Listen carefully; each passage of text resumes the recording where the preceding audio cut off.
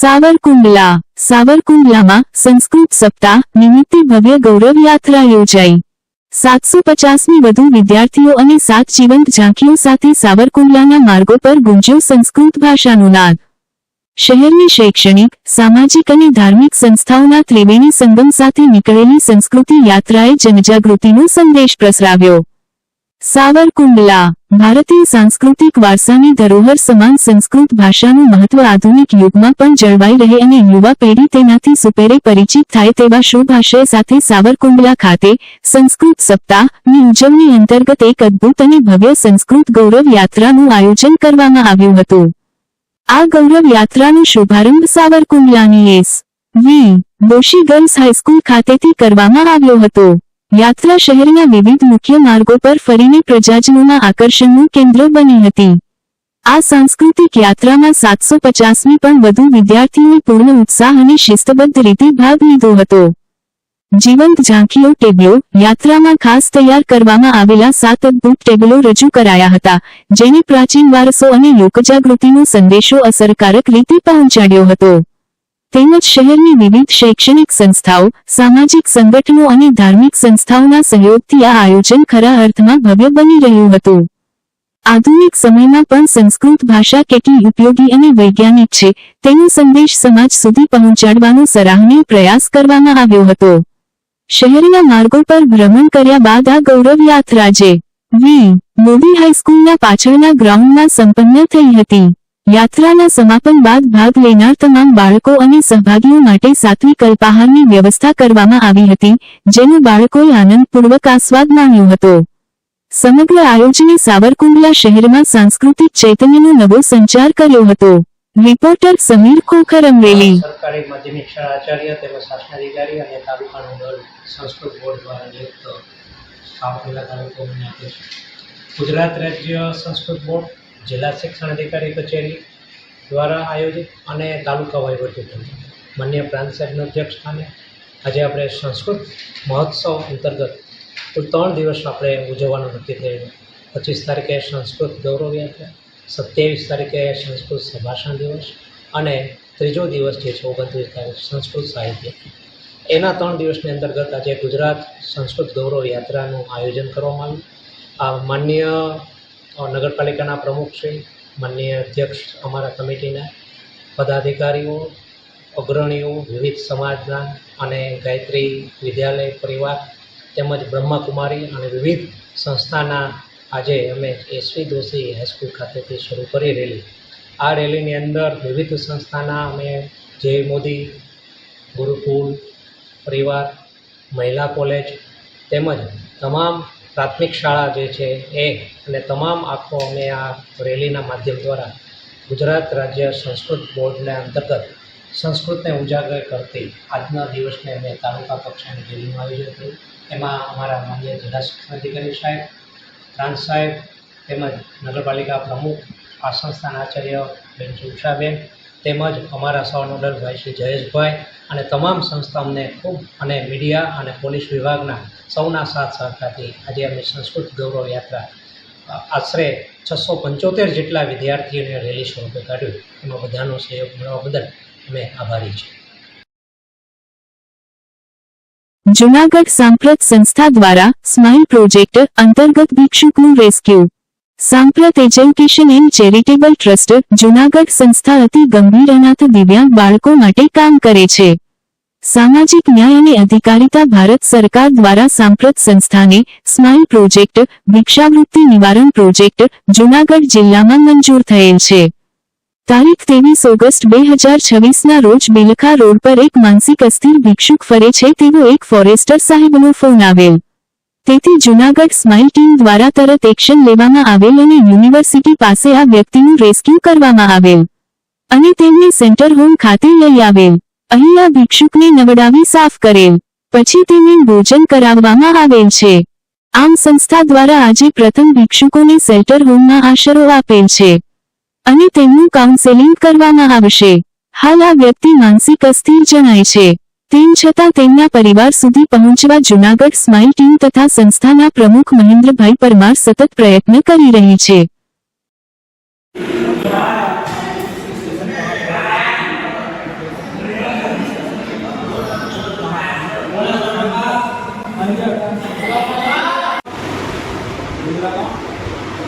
पापा का नाम सोयाराम और पुलिस स्टेशन अंजार अंजार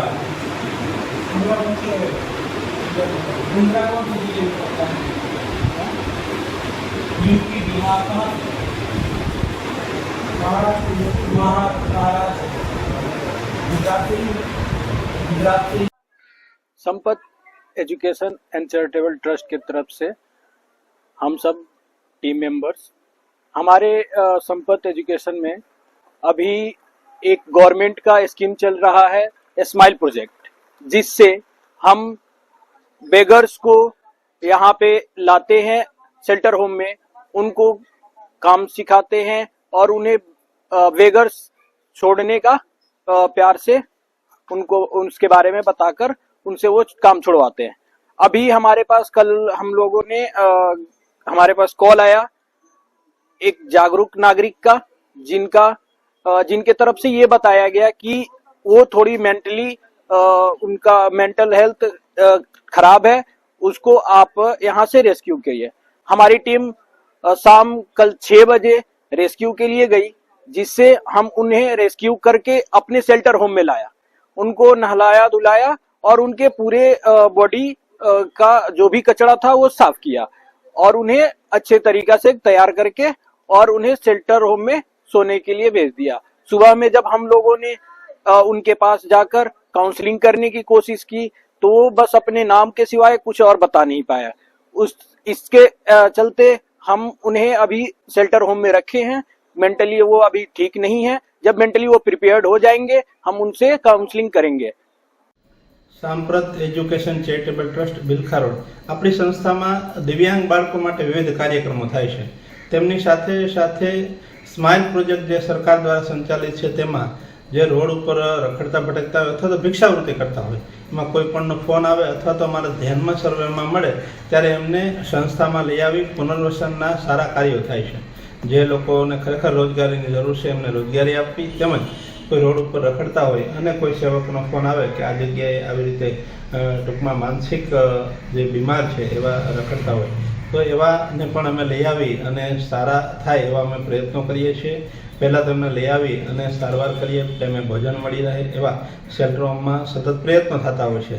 2 દિવસ પહેલાં જ અમારા એક સંસ્થામાં ફોન આવેલ કે ખડિયા રોડ ઉપર જે બિલખા તરફ રસ્તો જાય છે ત્યાં 2-3 દિવસ થયા એક ગાંડાની અવસ્થામાં એક દિવ્યાંગ આટા મારે છે, ત્યારે અમે મારી ટીમ એમને રેસ્ક્યુ કરીને લઈ આવેલી અને એમને પૂરતું ભોજન આપ્યું અને ટાઈમે ટાઈમે એમને જે કાંઈ સવલતો છે એ આપવા માટેના સતત અમારા પ્રયત્નો રહ્યા છે।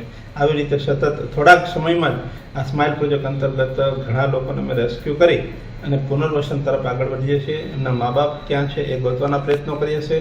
કાઉન્સલર દ્વારા તેમજ એમના આરોગ્યની પૂરી સુવિધા મળી શકે, સાથે સાથે જે ભિક્ષાવૃત્તિ કરતા બાળકો છે તેમને શિક્ષણ તરફ કઈ રીતે આગળ વધારી શકાય એવા સતત અમારા પ્રયત્નોથી આ સ્માઇલ પ્રોજેક્ટમાં પણ અમે દિવ્યાંગો જે અતિ ગંભીર દિવ્યાંગોને સાચવીએ છીએ તેમની સાથે સાથે આવા પણ આપણી સંસ્થા દ્વારા જે કાર્યક્રમો થાય છે આ કાર્યક્રમો સમાજના દાતાઓના સહકારથી અને સરકારશ્રીના સહકારથી એક વિશેષ રૂપમાં આ જે સેવાકીય પ્રવૃત્તિ છે એમાં આગળ વધારી શકીએ છીએ। ફરી સમાજનો અને સરકારશ્રીના અધિકારીશ્રીઓનો આ તકે હું ખૂબ ખૂબ આભાર માનું છું।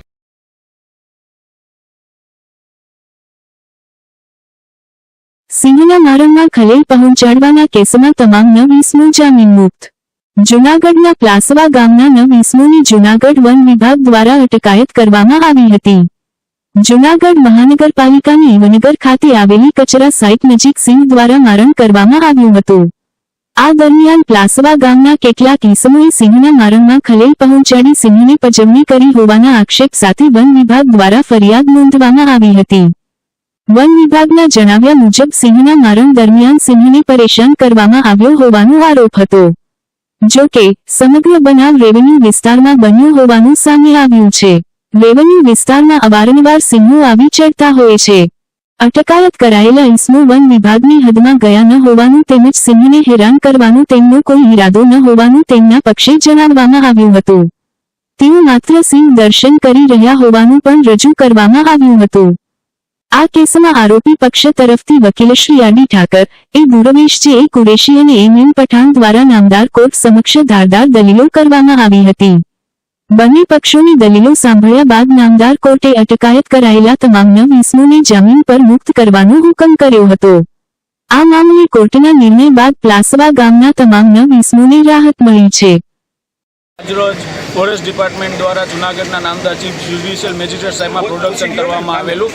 તે પ્રોડક્શનમાં ફોરેસ્ટ વાઇલ્ડલાઇફ પ્રોટેક્શન એક્ટની જુદી જુદી સેક્શનો હેઠળ FIR ગુનો નોંધી અને હાલનું પ્રોડક્શન કરવામાં આવેલું, જેમાં અમો મારા વિદ્વાન વકીલ શ્રી, મારા સિનિયર સાહેબ શ્રી રાજેશજી ઠાકર તથા હું અમાને દુર્વેશ તથા મારા કલીગ્સ જુનિયર એડવોકેટો અમે જીસાને કુરેશી, મોહિબ ખાન પઠાણ આ કેસમાં રોકાયેલા હતા અને અમો દ્વારા જે સેક્શનો લગાડવામાં આવેલી તેની દલીલો કરવામાં આવેલી, જેથી નામદાર કોર્ટે અમારી ધારદાર દલીલો ધ્યાનમાં રાખી અને આરોપીઓને શરતી જામીન ઉપર મુક્ત કરેલા છે.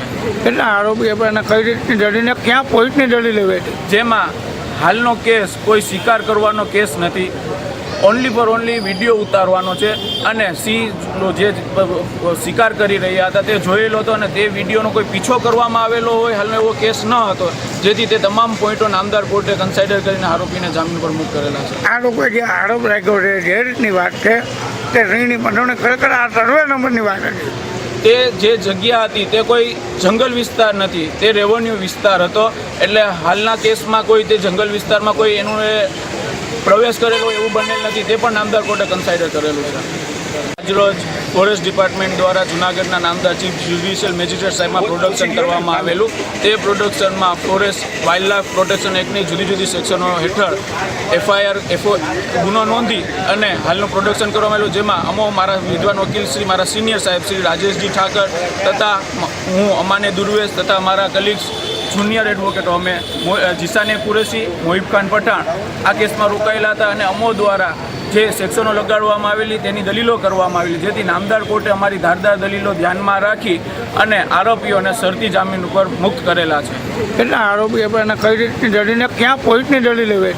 જેમાં હાલનો કેસ કોઈ શિકાર કરવાનો કેસ નથી, ઓનલી ફોર ઓનલી વિડીયો ઉતારવાનો છે અને જે શિકાર કરી રહ્યા હતા તે જોયેલો હતો અને તે વિડીયોનો કોઈ પીછો કરવામાં આવેલો હોય હાલનો એવો કેસ ન હતો, જેથી તે તમામ પોઈન્ટો નામદાર કોર્ટે કન્સિડર કરીને આરોપીને જામીન પર મુક્ત કરેલા છે. આ લોકો જે આરોપ રાખ્યો છે જે રીતની વાત છે તે રીની બંધોને ખરેખર આ સર્વે નંબરની વાત હતી. તે જે જગ્યા હતી તે કોઈ જંગલ વિસ્તાર નથી, તે રેવન્યુ વિસ્તાર